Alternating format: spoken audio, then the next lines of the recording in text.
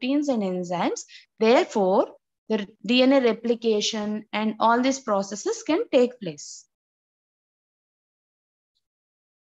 Whereas during mitotic division, that chromatin will get highly condensed to form chromosomes, and now it is called as heterochromatin, and the enzymes or proteins are not easily accessible. Okay, they cannot access this chromatin because there is no further further process like gene expression is taking place here. It is only the cell division that is taking place. So this is how the cell cycle looks like. So after G2 phase of interphase, you can see the top one is the microscopic image and bottom one is this graphical representation. Okay.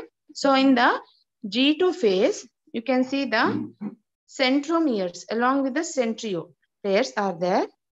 And in the nucleus, the chromatin is dispersed. But the chromosomes are replicated, but they are not condensed here. Then comes the mitotic phase, where you can see the first phase is prophase. So in the prophase, these mitotic spindle fibers are formed. And here the two sister chromatids of each chromosome is formed, which are attached with the centromere. And then the next phase is pro-metaphase, where the fragments of nuclear envelope, they will be slowly disappeared. Okay. And here microtubules starts to form. There are kinetochore microtubules and non-kinetochore microtubules. So kinetochore. So yesterday we have discussed that at the centromere, there's a button-like structure called kinetochore. So these microtubules, they bind to the kinetochore from both the poles. And they try to pull the chromatids towards the opposite ends. And in the non-kinetochore microtubules, they are not involved in the separation of chromosomes. So in the metaphase, all these chromosomes are aligned at the midline, okay, at the center. And this is called as metaphase plate. And the centrosome is at one spindle pole. Okay. Now, in the anaphase, now these spindle fibers, they start to pull that microtubules, they start to pull these chromatids towards the opposite poles. Okay. And at the end, in the telophase, that is the last phase, where now the chromatids are completely separated into two nuclei and the nuclear envelope is formed and everything. So the clear distinction of nuclear envelope, nucleolus, everything forms, and cytokinesis, that is the cleavage furrow is formed. Okay. So cleavage furrow, it will try to cleave the cytoplasm into the center. Okay. And this leads to the mechanism called cytokinesis. So cyto means cell, kinesis means division. So this is called telophase and cytokinesis. Okay.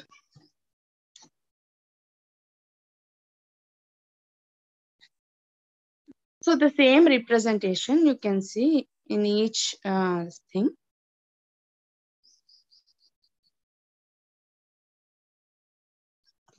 Okay, so what is a mitotic spindle?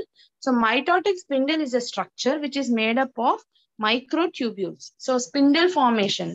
So I will show you just once again. So this is the spindle formation. Okay, these like fiber-like structures are there, no? They are called spindle fibers. So what is the spindle fibers? We will have a look. So this spindle is made up of microtubules that control the chromosome movement. So in animal cells, the assembly of spindle microtubules begins at the centromere, which is the microtubule organizing center. And The centromere replicates during the interphase, forming two centromeres that migrate to opposite end. So now, towards the poles, we found two centromeres. So let us have the look. So here you can see these button-like structures at the poles. They are called centromeres. So these two centromeres, they migrate to the poles. And an aster or a radial array of short microtubes extends from each centromere. So from both poles, the centromeres will extend towards the center. And this spindle induces the centromeres, spindle microtubules, and the asters. So then these spindle microtubules, they attach to the kinetochore and they will pull the chromosomes towards the poles. Okay. So this is how it looks like. During the metaphase, there is a metaphase plate which will be formed at the center. Okay. And then, so here, this is the original image, how it looks like.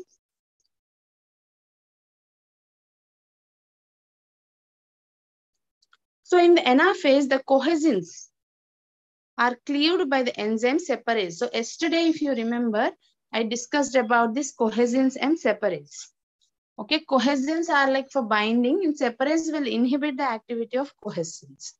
So these sister chromatids, they separate and move along the kinetochore microtubules towards the opposite end. And now, how these microtubules will become short? By a process called depolymerization. Okay. And these non-kinetochore microtubules from opposite poles overlap and push each other, elongating the cell. And in the telophase, genetically identical daughter cells are formed in the opposite ends of the cells. And during cytokinesis, actually the cells will get separated. Okay. So now we discuss about cytokinesis. So it is nothing but the cleavage process by forming a cleavage furrow. In plant cells, if you see, a cell plate is formed during the cytokinesis. So this is how it looks. This is the animal cell where it is a furrow, like a, what you call, a depression will be formed here. And it will divide, the cells will divide. Whereas in plant cell, a cell plate is formed. Okay, this will act as a new cell wall. Okay, and now the cells will separate. So this is how it looks in the plant cells. So this is a prophase, prometaphase, metaphase, anaphase. All other processes are similar, but in the telophase, the cell plate is formed instead of a furrow is there. Okay. So each step is explained separately. So in the bacteria, like simple cell division, that is binary fission takes place, where the chromosomes simply they replicate the genetic material. Okay, the chromosomes get replicated and they will be separated into the two daughter cells. Okay, this is by forming a like a this is also a furrow kind of thing which will be forming, which will divide the cells. So in the bacterial cell, you can see that so the replication takes place from the origin of replication, and then two copies of chromosomes are formed. Then these two chromosomes has to separate. Okay. Then centrally a invasion comes and it will try to make the cell into two. Okay. That is where the cell division completes. So two daughter cells are formed. So how this mitosis is evolved? So since prokaryotes evolved from the eukaryotes, mitosis probably evolved from binary fission. Okay, sorry, first actually prokaryotes have the binary fission. So eukaryotes have evolved from the prokaryotes. And mitosis has evolved from the binary fission. And some protists, they exhibit this cell division. So, and the frequency of cell division also varies with the type of the cell. So, like, as I told you, very actively growing cells, like during the growth or during any repair system. So what happens, the cell division will be more frequent and more vigorous than in cells where they are not growing actively. Okay. And cancer cells, they manage to escape the regulatory system at the molecular level. So if we discuss in detail about various regulatory systems, so there are lot of regulatory mechanisms that will be functioning to ensure that every step has done correctly, performed correctly.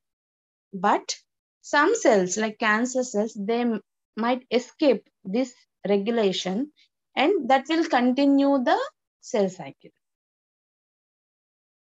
And the cell cycle appears to be driven by specific chemical signals which are present in the cytoplasm. And so this is a hypothesis where some scientists have performed the experiment in which the cultured mammalian cells at different phases of cell cycle were fused to form a single cell with 2 nuclei. So how these different cultured cells have fused? There is some signal which will be not only single signal, but many signals which will be functioning in the form of chemicals which are present in the cytoplasm. So that will direct the cell division and cell fusion and all these things. The sequential events of the cell cycle are directed by a cell cycle control system. So this cell cycle control system is regulated by both internal and external controls, and they have some checkpoints. So yesterday we have discussed about checkpoints. So I'm not going to discuss again. Okay. So if you want, I can just simply say. So there are enzymes which are cyclins and cyclin-dependent kinases. So kinases are mainly involved in the transfer of phosphate moieties, whereas cyclins are the enzymes on which the cyclin-dependent kinases, which will, like cyclin-dependent kinases will depend on the cyclins. Okay. There is one more factor which is called as MPF or maturation promoting factor. Okay. So this MPF triggers the cells to pass from the G2 checkpoint into the M phase. So what are these checkpoints? Are nothing but stop and go signals. So at every step, they will stop and they will check. If everything is correct, then it will proceed to the next. So there are 3 important checkpoints, G1, G2, and M phases. So G1 checkpoint is most important. Okay. If cells receive a go-ahead signal at G1 checkpoint, usually it completes S and G2 and M phase and divide. If it cannot pass this G1 checkpoint, then the cells go into the G0 phase. So it is like a checkpoints which will have checkposts which will have on the roads. So in the same way here. So here, first it will check for the G1 checkpoint. If it cannot pass this G1 checkpoint, it will go to the G0 phase. If it can pass the G1 checkpoint, usually that will cover the G2, S, and M phase. Okay, this is the same thing. Then is M checkpoint. If there is any problem in the separation of chromosomes or so, this M checkpoint will stop. A stop signal is removed. So stop signal is received. If the attachment and separation, everything is done properly, then go ahead, signal will come and cell division takes place. So an example of an internal signal is that the cells will not begin anaphase until all chromosomes are properly attached to the spindle at the metaphase plate. And this mechanism ensures that daughter cells will get the correct number of chromosomes. Okay. Then we have some external factors that influence the cell division. That means there are some specific growth factors which will trigger this cell division. So these growth factors are released by certain cells. Like this also I discussed yesterday, platelet-derived growth factor. This is for mainly stopping the bleeding. That is, this is for blood clotting and again tissue repair. Okay, whenever there is any injury. And another is density-dependent inhibition. So whenever the cells normally they grow up, like usually our cells, they are called monolayer cells. That means our cells they don't form any clumps. They don't form clumps, right? Only in a single layer. If you take our skin, how it looks like a single layer. We don't see any clumps. But if there is any, suppose wart or any injury or something, we can see clumps. Okay, and sometimes in cancerous growth also we see clumps. So why clumps are seen only in that particular condition? Because usually our cells are in monolayer. Once it completes a layer, so the cells will stop dividing. So that is called as density-dependent inhibition. If the two cells come in contact with each other, then the cells will stop the division. So in cancer cells, this will be lost. So though the two cells come in contact, it won't stop and it will form, overgrowth is seen and it will form a clump. So this is how the research is done, like experiment is done. So where a human connective tissue is cut into small pieces in a petri dish, and the enzymes digest this extracellular matrix, and now the fibroblasts are there in the suspension medium. Now these cells are transferred to culture vessels and platelet-derived growth factor is added to the half of the vessel. Now you can see two flasks. One is with the platelet-derived growth factor and the other is without platelet-derived growth factor. So the growth in the platelet-derived growth factor is high and the growth in without platelet-derived growth factor is same. Okay. So here if you see the plate, so this cultured fibroblasts, which are seen in the scanning electron microscope. Okay.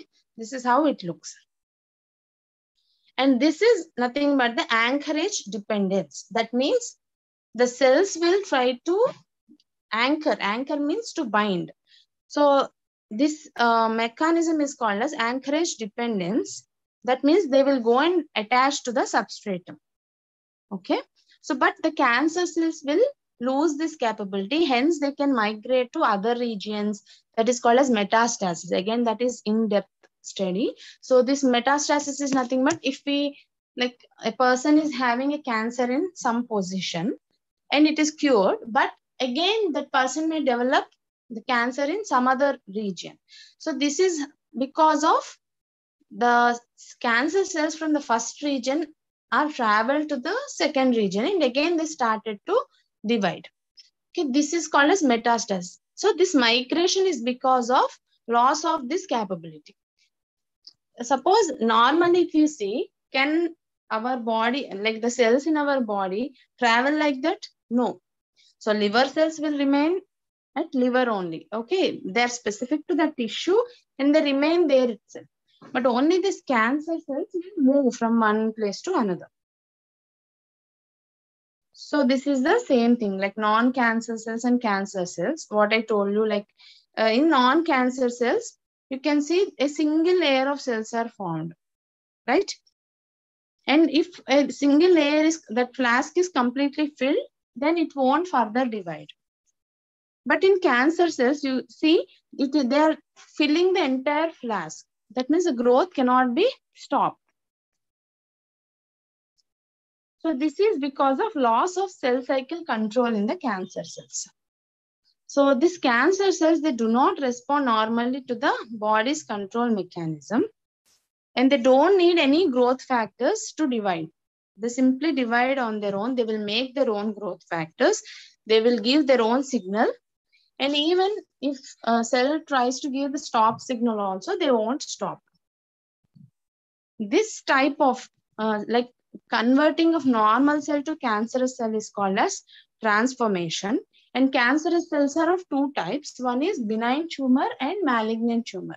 So in the benign tumor, the cells will remain, it is a tumor, the cells are transformed, but they remain localized. So normally every person will have some small warts. Okay. So warts means like small outgrowth on our skin, but they are not harmful. They remain localized. They won't grow or nothing like that. So throughout the lifetime also, some people will have, okay. And that they are called benign tumors. If they grow or if any bleeding or anything is happening there, then we should worry about that. So they are called malignant tumors. So that means they started growing, and inside they can also migrate to some other areas, which is called as metastasis. Okay. So this is in the breast cancer. So see, the tumor is growing from a single cancer cell, and they invade the neighboring tissues. So here we can see, so from here, it is traveling through the blood vessels and it will go to the different parts of the body. That is called metastasis. So this is how it looks. It can go to some other place also. Okay. So this is a breast cancer cell in the scanning electron microscope. So recently, a lot of studies are going on in understanding the cell cycle and signaling of the cell cycle. So therefore, we can develop cancer treatment, which is again personalized. So now most of the research is focused on the personalized treatments. That means not all people have developed same kind of disease, and they are not they cannot respond to the same treatment because the same mechanism is not functioning there. So different mechanisms or different cell signaling mechanisms can trigger the disease in that person.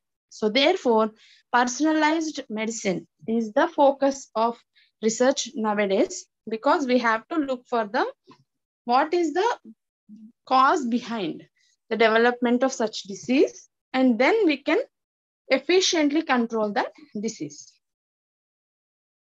So this is how the cancer cell looks. So this is about the cell division. So yesterday I have covered some topics, cell cycle, and today we have discussed about cell division. Okay. Now I will share the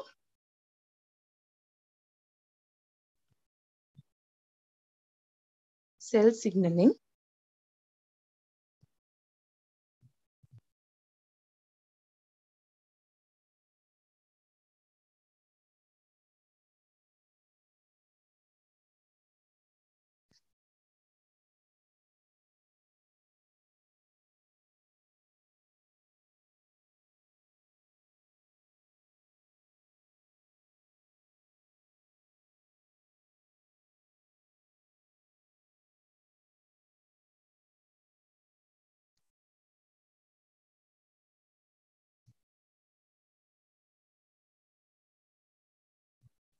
Yeah. So cell signaling and communication. So cells will try to communicate with each other so that they can perform some functions. So this is the main change. See, when we do the experiment in lab, so there we isolate something and we perform the experiment and we'll get some results. But you cannot expect the same results when you perform the same experiment within the body. Okay, that means you take animal models or so, and we may get different result. This is because there in the cell, when we isolate something, it is only within that particular cells the process is taking place. But within our body, the cells will be communicating, and it is a interactive kind of environment which will be there. Okay, so here the external signals will cause some responses. Okay, so here it is an example of bacteria where One is reproduction or fertilization. That is one kind of signaling, which we can see in the bacteria if you take simple organisms, or yeast. Okay. So in bacteria, if we take plasmid, okay, like F plus, F minus bacteria will be there. So that is one kind of example. And here you can see the yeast. So yeast is of two types, alpha and alpha A. Okay, two mating types, A and alpha. So A will produce A factor, which will go and bind to the receptors on the alpha type. And alpha factor will produce an alpha cell will produce an alpha factor, which will bind to the receptor on the A cell. So this is a signal for fusion of A type and alpha type. So only the opposite type of cells will fuse. Now this A type and alpha type, they mate and they will form a diploid cell, which is A alpha cell. So this is a type of cell signaling. But in eukaryotes, you can see more complex type of signaling. So this is in bacteria, where there is a called quorum sensing. Quorum sensing is nothing but the coordinate behavior. So here you can see. So these are the individual rod-shaped cells. Okay. Whenever there is any starvation, okay, starvation or any unfavorable condition, so all these cells will form together. That is called aggregation process, and they will form a spore forming structure. That is called a fruiting body. It will form like a spore, which will survive the unfavorable conditions. And again, whenever there is a favorable condition, again they will separate and they will grow. Okay, they will take the nutrients and they will divide.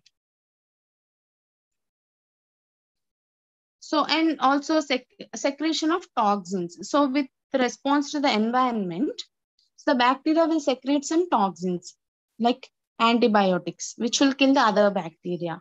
And other fungi also, like mycotoxins, aflatoxins. Molds will secrete aflatoxins, which will kill the other molds or other fungi. So like this, we have different types of cell signaling processes.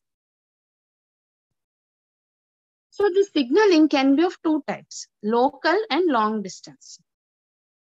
And self-signaling means that is called autocrine. That means the same cell which will produce a signal and the same cell will receive the response from the signal. Okay. So cell signals itself to release something, especially the cancer cells will produce its own growth factors, and it will, the same growth factors comes and binds to the receptors which are present on the same cell, and it will continuously trigger so that the cells won't die. They will be continuously dividing.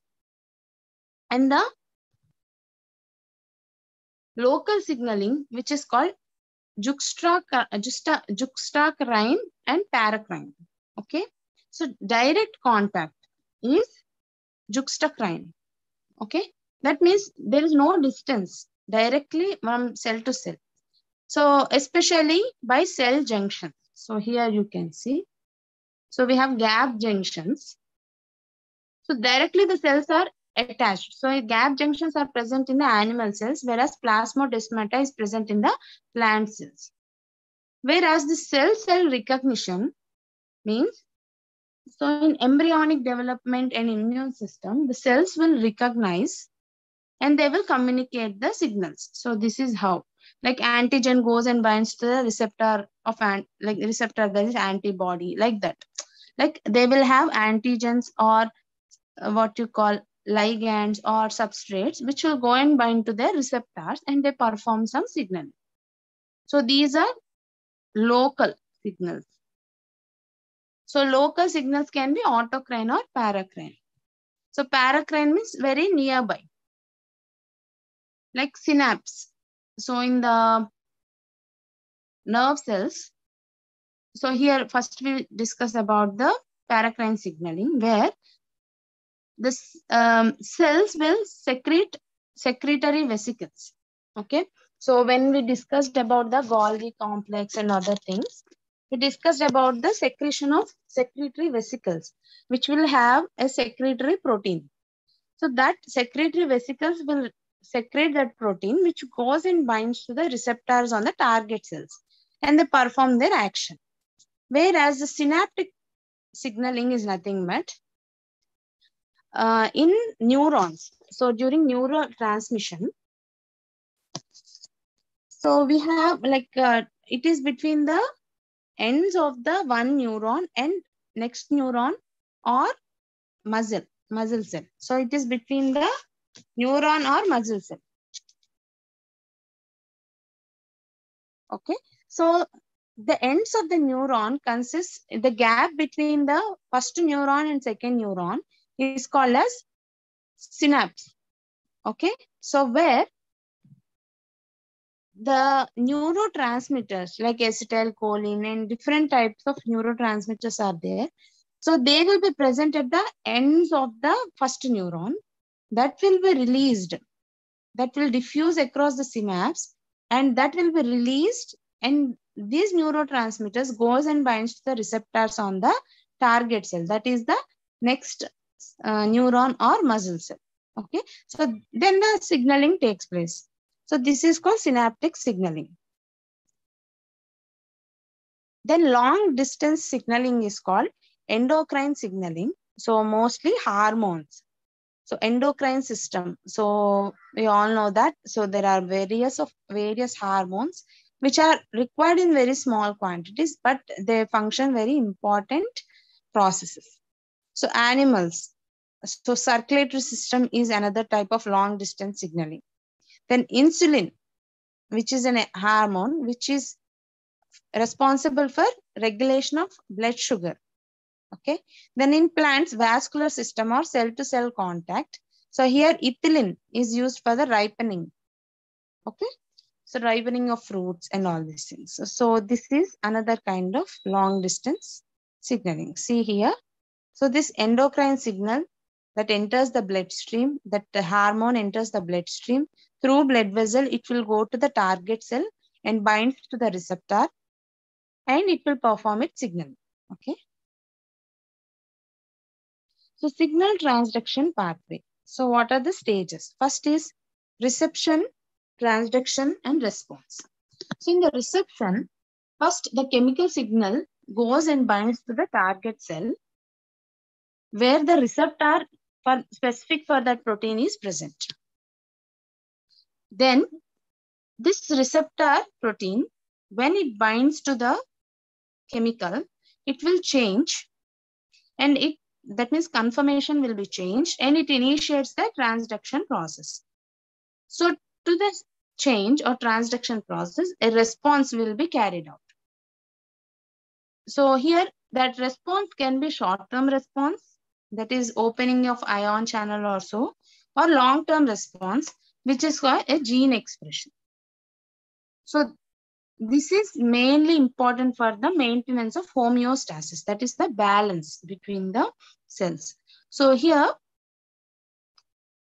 this is the receptor. So first the hormone goes and binds to the receptor, and the transduction takes place, and this results in the response of activation of some cellular processes. Okay. So the same thing. So the first is reception, where the signaling molecule, or which is called ligand, binds to a specific receptor on cell and causes the change in the shape, that is called conformation, which can be reversible. That means if we remove the ligand, the conformation comes back to the normal one. There are some inhibitors or antagonists. That means there are some molecules which resembles the ligand molecules, and they will go and bind instead of ligand, and that will block. So this process is mainly exploited in terms of treatments. Suppose in cancer, there is a pathway, for example, which is causing a cancer. So in this pathway, the first step is a ligand goes and binds to the receptor, and the cell signaling takes place, and the cell is becoming cancerous. So what can we do? Instead of like making the ligand to bind to that receptor, we can prepare a drug which is similar to the ligand. That is, it is antagonist, and we can give the drug so that this antagonist goes and binds to the receptor instead of ligand. And when this goes and binds, therefore, it will block the signaling pathway and the cell cannot become the cancerous, right? So in this way, this particular process is exploited for the treatment. So receptors are classified by the location and activity. So there are two types, cytoplasmic receptors and membrane receptors. So cytoplasmic receptors are present in the cytoplasm, whereas membrane receptors are present on the plasma membrane. So why cytoplasmic receptors? Because as the plasma membrane is, it is having a polar head groups, and in between it is having a non-polar fatty acid tails. So therefore, non-polar ligands can easily diffuse the membrane and they can directly go inside. Therefore, there are some receptors which are specific to the non-polar ligands. Whereas the polar molecules cannot easily diffuse the plasma membrane, hence their receptors are there on the plasma membrane. For example, for insulin. Okay. And the membrane receptors are three types of membrane receptors. Receptor tyrosine kinase proteins, G protein linked receptor, and ion channel receptors. So first is receptor tyrosine kinase receptor, the tyrosine kinases. So which are membrane receptors? They are present in the membrane. They transport phosphate groups from ATP to another protein. Okay. So here multiple signal transduction pathways can be triggered at a single point of time. And abnormal functioning of receptor tyrosine kinases can result in cancer. So in cancers, we can see many types of receptor tyrosine kinases. So here you can see, so this is the receptor and have ligand binding site, alpha helix in the membrane, and we have tyrosine residues at the bottom. And these are the receptor tyrosine kinase proteins which are inactive in nature because there is no ligand and they are monomers. But whenever a ligand, this orange color one, comes and binds two molecules, these two will fuse and they form dimer. Okay. And when the dimer is formed, the phosphate moiety from ATP is transferred to this tyrosine. And now this becomes fully active. And this binds to the relay proteins, which are now activated. And the relay proteins will trigger the responses or cell signaling within the cytoplasm. Okay. So two responses can be initiated by a single receptor. The next is G protein linked or G protein coupled receptors. So here they are cell surface transmembrane receptors which are work along with the G protein. So G protein is bound to GTP. Instead of ATP, here GTP is present, that is guanosine triphosphate.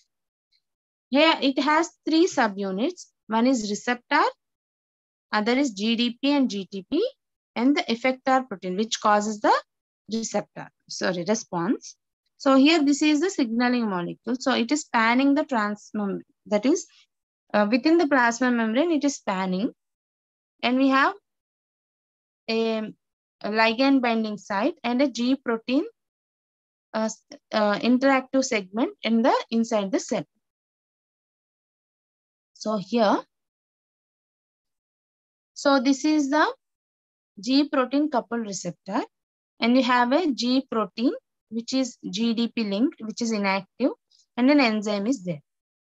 So whenever there is some response, whenever the ligand comes and binds, here orange color one, this G protein goes and binds the enzyme, which is now, the second step is this. So whenever the signal molecule comes and binds to this receptor, so this receptor gets activated and this GTP the phosphate from the GTP comes and binds here. Okay. And now still this enzyme is inactive. Now this GTP bound G protein that goes and binds to the enzyme and it will initiate the cellular response. Okay. Once the response is done, again the cleavage of GTP into GDP and PI takes place, and this GDP bound G protein is again, it comes back to the receptor and the signaling gets stopped. Okay. So this is how G protein coupled receptor takes place. So the same thing here. So this is the receptor, G protein linked receptor.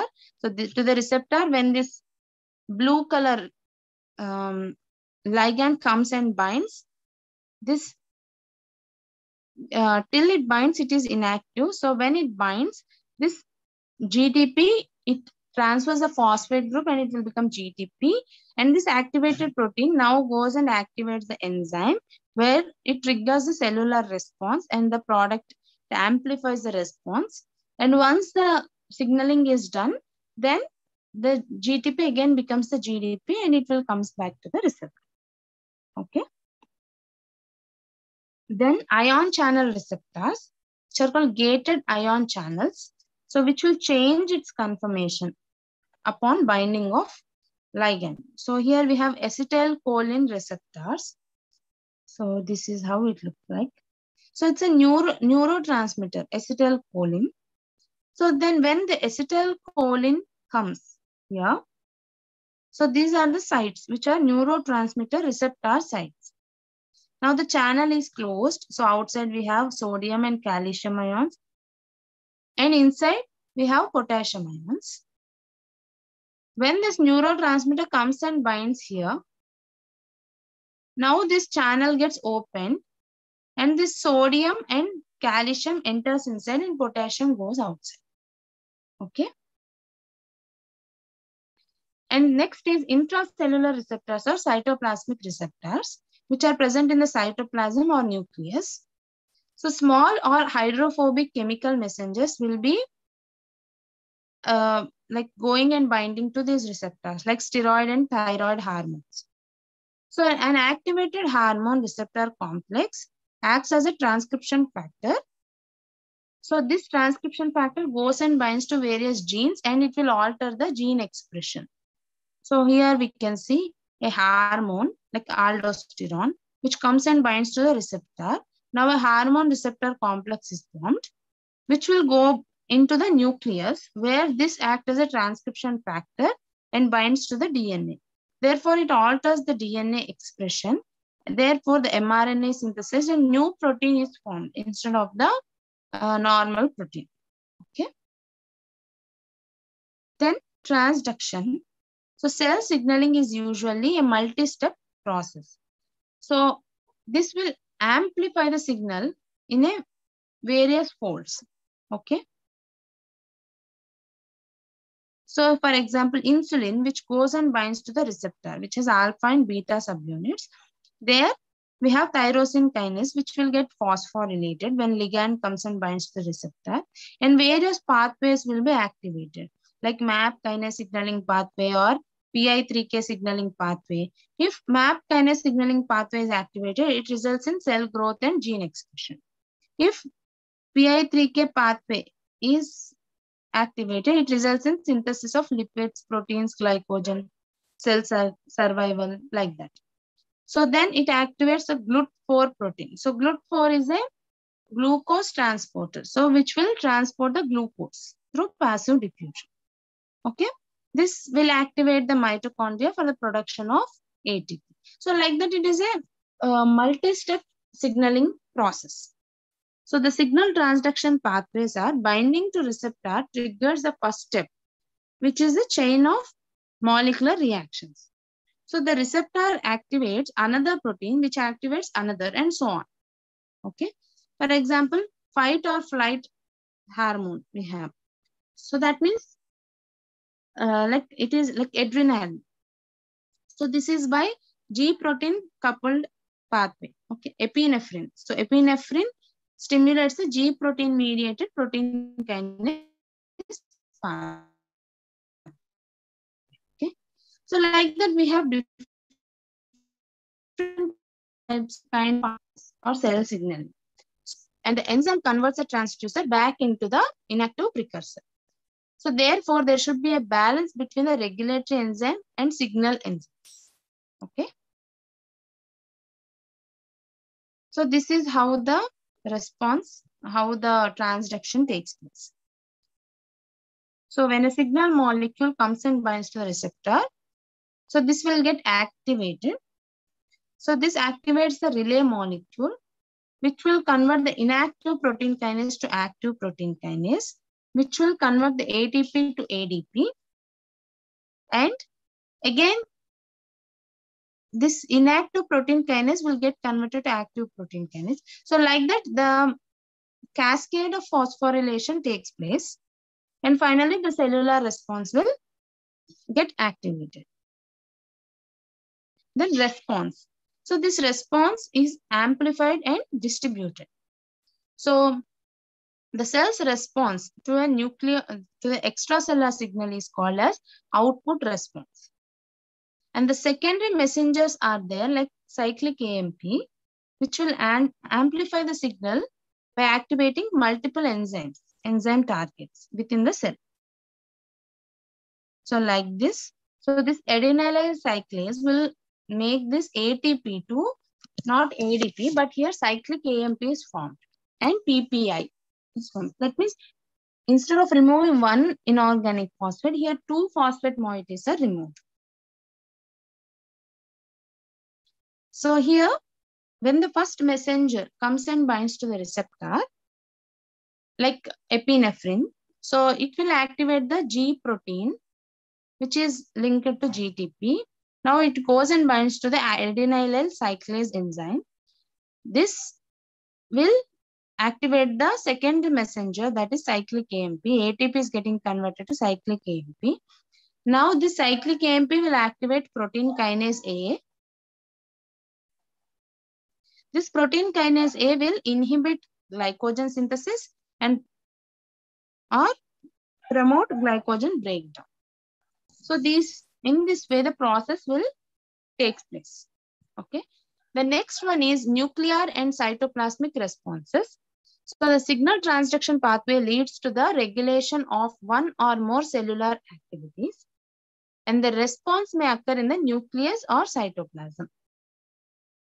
So these will regulate the synthesis of enzymes and proteins. So this is by turning off genes or turning on genes in the nucleus. This is by the transcription factors. So here we can see the growth factor receptor, and a growth factor comes and binds. So here a phosphorylation cascade is formed by transduction. This goes and enters inside as a transcription factor.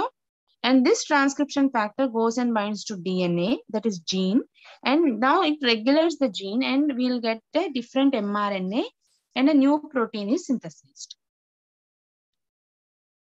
And other pathways may regulate the activity of enzymes rather than the synthesis, that is opening or closing of ion channels in the plasma membrane, etc. So therefore, the signaling pathways can affect the overall response or overall behavior of the cells. Okay, if any change in any signal can actually change the behavior of the cell, like in cancer cells. Finally, apoptosis, that is a programmed cell death. Suppose the cells are infected or damaged, or if there is any problem here, like damaged DNA or misfolded proteins or something, so then immediately the cells will trigger the death signal that to undergo programmed cell death. So this apoptosis prevents the enzymes from leaking out of a dying cell. Therefore, it prevents the damage of neighboring cells. So apoptosis leads to the destruction of internal structures by chopping up its DNA. So it is like a suicide. Okay. So here, SED9 protein inhibits SED4 activity. So this is in mitochondria. There is no death signal here. But whenever a death signal comes, here LO1 comes and binds to the receptor, it activates the SED4. Okay. And SED9, it gets inactivated. Therefore, it cannot inhibit the SED4. Therefore, it will activate the cascade of nucleases, proteases, and other enzymes, which will damage its own components. And now the cell will be blebbed. That means an inorganic, it will bulge. Okay. So here you can see irregular shape is formed. So apoptosis evolved early in animal evolution, even in the development of hands and feet in human beings and other mammals also, it involves apoptosis. And this also is involved in various diseases like Parkinson's, Alzheimer's diseases, and some cancers also. So this is the interdigital tissue. So here you can see, initially there is no demarcation, but as the cells undergo apoptosis, now you can see the space between the digits. Now you can see it is like a fingers, how they are formed. Okay. So like this, the cell signaling takes place, and if there is any problem, the cell will undergo apoptosis. Okay. Now we will discuss about the nucleic acids.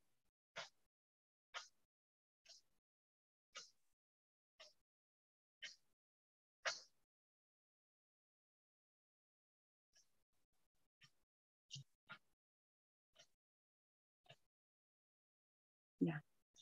So these nucleic acids, so till now we have completed the cell biology. So various cell organelles, like what are their functions, then cell division, cell cycle, then cell signaling. So all this we have completed. Now we discuss about the molecular biology concepts. So first one is nucleic acid. So this nucleic acid was first isolated as nuclein. Okay. So this was by Friedrich Miescher in 1869, and he named it as nuclein. Okay. That means from the pus cells, he isolated. And then later, this nuclein was named it as nucleic acid because they are acidic in nature. So nucleic acids are the polymers of nucleotides, and they are present in the nuclei of the cell, and they are hereditary molecules, and they have carbon, hydrogen, oxygen, nitrogen, and phosphorus groups. The nucleic acids are of two types: deoxyribonucleic acid, which is DNA, ribonucleic acid, which is RNA. So DNA is found in the nucleus, in some mitochondria and chloroplasts also, whereas RNA is found throughout the cell, and we have different types of RNAs like rRNA, tRNA, mRNA, small nuclear RNA, small nucleolar RNA, small interfering RNA. So like that we have different types of RNAs. So nucleic acids are polynucleotides. The building blocks are nucleotides. So nucleotides, when they polymerize to form nucleic acid. So nucleotides are the energy-rich compounds which drive the metabolic processes. They serve as a signaling molecules. So not only the genetic aspects. So if you see ATP, GTP, all these are a type of nucleotides. Okay. They're also structural components of enzyme cofactors and metabolic intermediates. So they have phosphate, sugar, and nitrogenous bases. So they have 3 units. So this is nucleotide which has phosphate, sugar. Sugar can be ribose or deoxyribose. Bases can be adenine, guanine. This adenine and guanine are called as purines. Cytosine, thymine, and uracil, they are called as pyrimidines. So in DNA, we see cytosine and thymine. And in RNA, we see uracil. Then phosphoric acid, first one. So phosphoric acid molecular formula is H3PO4, which consists of a monovalent hydroxyl group and divalent oxygen groups. And all are linked to the pentavalent phosphorus atom. Then we have sugar. So which is 5-carbon keto group, that is pentose. So that is ribose. So if from the second position, if oxygen molecule is removed, then it will become deoxyribose. So both sugars are present in furanose form and beta conformation. And this pentose sugar, it forms esters with the phosphoric acid. So therefore, the bond is called as phosphodiester bond. Then we have nitrogenous bases. There are 2 types of nitrogenous bases, purines and pyrimidines. So purines are adenine and guanine. Pyrimidines are uracil, thymine, and cytosine. So these are nucleosides. So nucleoside means sugar plus nitrogen base without any phosphate moiety. So here 2-deoxyribose, okay, is combined with the purine or pyrimidine. It will form a nucleoside. So here it is ribose, not deoxyribose, because in the second position OH group is there. Okay, so like that, like a nitrogenous base along with the ribose or deoxyribose, if it combines, it will form a nucleoside. So this is a difference between ribose and deoxyribose. So in the second carbon, if you see, in the ribose you have OH group, whereas in deoxyribose there is no oxygen. Only H is there, right? Then sugar phosphate backbone. So the nucleotides are all oriented in the same direction. That is from the 3' carbon of one sugar to 5' carbon of the next sugar. So here the bases are attached to the first carbon and their order is important for the genetic information. If the order changes, then the complete mRNA, protein, everything will change.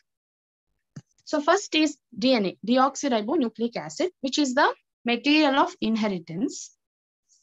This was discovered in 1960 by, actually initially the studies were performed by Franklin, Rosalind Franklin. She was the one who done a lot of work. But parallelly, even Watson and Crick, who were juniors to her, even they did some experiments, but she died without any recognition. So that data also was analyzed by Watson and Crick, and finally Watson and Crick, they were awarded with the Nobel Prize for discovery of DNA. And here, human DNA consists of 3 million deoxyribonucleotide residues and 25,000 genes. So genes are nothing but a stretch of DNA that carries a code for the protein production. So this is how the 2 strands of the DNA looks like. And there are hydrogen bonds between the complementary nucleotides. So always guanine pairs with the cytosine and adenine pairs with the thymine.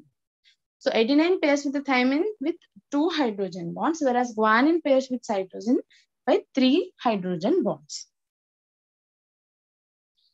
So the sister strands of DNA, they run anti-parallel. Okay, they are non-parallel. So if one strand runs from 5' to 3', other will run from 3' to 5'. Okay, and they are joined by bases. And A always pairs with the T and G always pairs with the C. And the number of hydrogen bonds differ. And the sister strands are called as complementary, but they are not identical. Okay, because identical means if A is present in one strand, the opposite strand also should contain A, but that is not happening. If one strand is having A, other strand is having P. And these two are linked by 2 hydrogens. If one strand is having G, other strand is having C, then they are linked with the 3 hydrogen bonds. Therefore, the 2 strands are complementary. So these are the purines and pyrimidines, adenine, guanine, thymine, and cytosine. So these purines have 2 ring structure, whereas pyrimidines only 1 ring structure is there, if you see, and the functional groups differ. So the Watson and Crick pairing means that is A to T, G to C. Okay, that is called as Watson-Crick base pairing. So these are the scientists Watson and Crick. Now there are different structures of DNA. So they are in 3 levels. So the primary structure is the sequence of the DNA. How the sequence, one base is present after the, what is the sequence in which the bases are arranged, nucleotides are arranged. The secondary structure is helical formation. That is, the strands will form helix. And in the tertiary structure, so they form 3-dimensional shape in the space. Okay, that is called as supercoiling. So it is, I can give you a similarity. Like if you take, previously we used to have landline phones. So we used to have a cord which is attached to the phone. So that cord, usually it will form a supercoil, right? It won't be straight. Usually it will coil, even if you take rubber bands. So it won't, longer ones, they will form supercoils. They twist over each other. Okay, that is called as supercoiling. So in the same way, the DNA also in the space that undergoes supercoiling, this is called tertiary structure. Now this DNA first has to undergo DNA replication before the cell division or cell cycle takes place. So DNA carries all the information necessary for protein synthesis, and to pass this DNA to the next generation, DNA replication has to take place. And all the information for this is stored in the primary structure, that is a sequence of the DNA. And this has to pass to the next generation. So the DNA, it replicates by semi-conservative mode of replication, where the 2 strands get separated, and DNA polymerases, which are the enzymes, which will synthesize by taking the information from one strand, that is called template strand, it will synthesize the new strand, which is complementary strand. That is DNA by DNA polymerases. So they catalyze the addition of deoxyribonucleotide residues to the growing DNA strand. So again, we have a topic called DNA replication. So there I will discuss in detail. Okay, so in brief, so this is how it looks. So the 2 strands will get separated first. And by taking each strand as a template, so in the first strand, if you see A, C, T, A, G, this is the sequence. So opposite to the A, there must be T. Opposite to C, there must be G. T, A. Like that, by taking the information from the template strand, new strand is synthesized. Now, once it is completed, now we have 2 strands of DNA from the information of one strand. Okay. Then once the DNA is synthesized, then the mRNA is synthesized by transcription, and from mRNA, a protein is synthesized. That is translation. So what is this RNA? So RNA is a ribonucleic acid, which is again a long unbranched macromolecule, which is joined by 3' to 5' phosphodiester bond. Same thing here. So RNA consists of all the components same, sugar, phosphate polymers, and nitrogen bases. But here, instead of thymine, uracil is present, and it has ribose sugar, and it exists as a single strand rather than DNA exists in the double strand form. So this is how it looks, single strand molecule. So there are different types of RNAs: messenger RNA, heterogeneous nuclear RNA, transfer RNA, ribosomal RNA, small nuclear RNA, small nucleolar RNA, small cytoplasmic RNA, and tRNA, that is transfer RNA. So transfer messenger RNA, this is different. So mRNA is important for the synthesis of proteins. Then heterogeneous nuclear RNA serves as a precursor for the mRNA and other RNA molecules.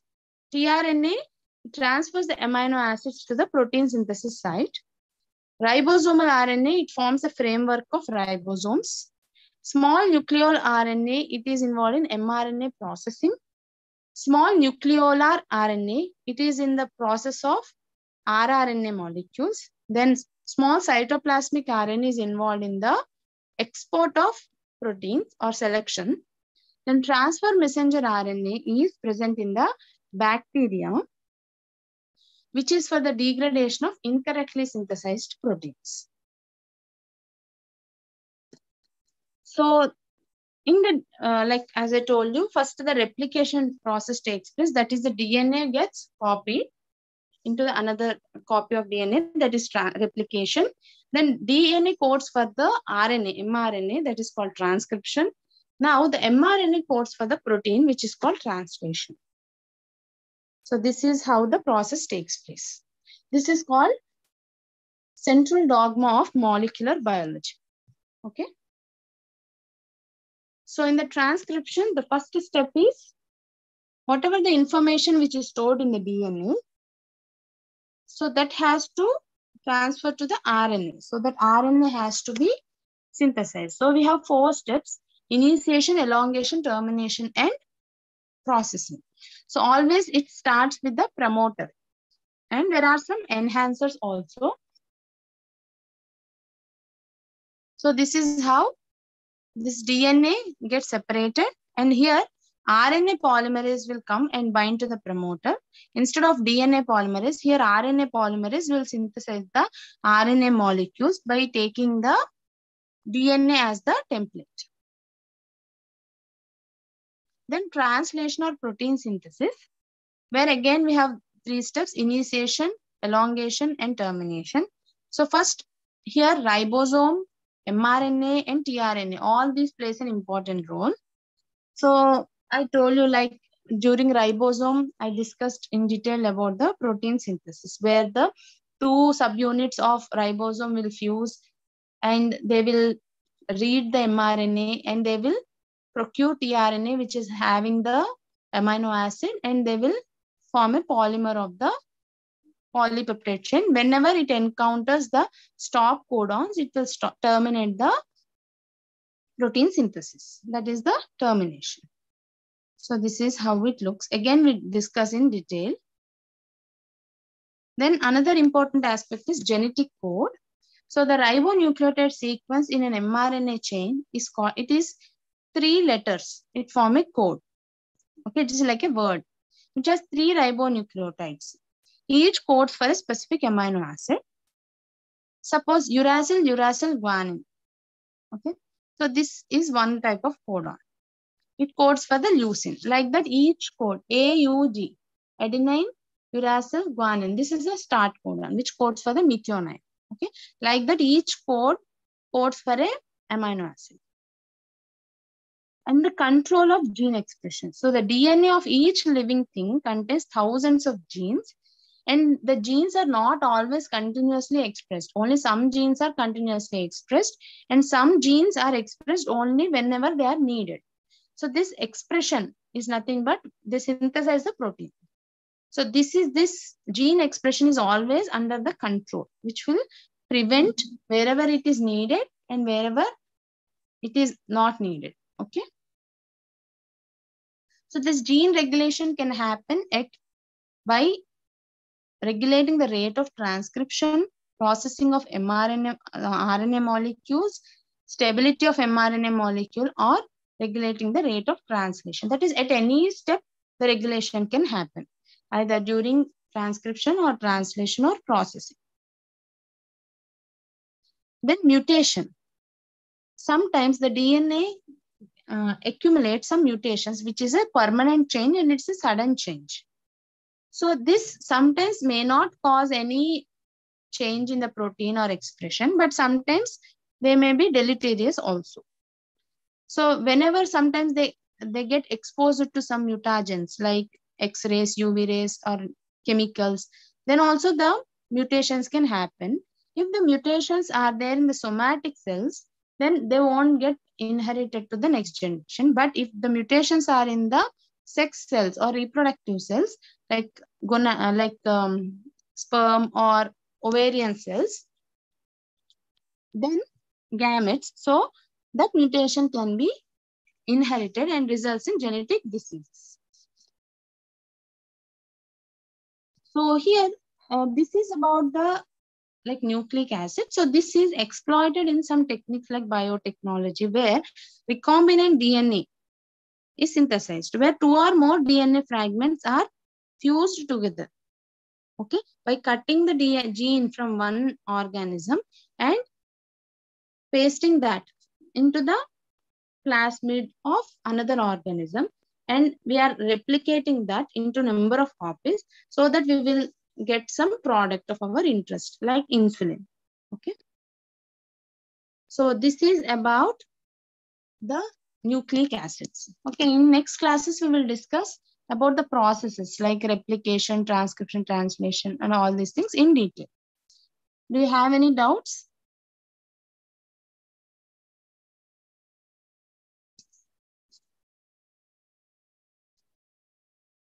If no doubts, so I will stop the class. Okay, thank you.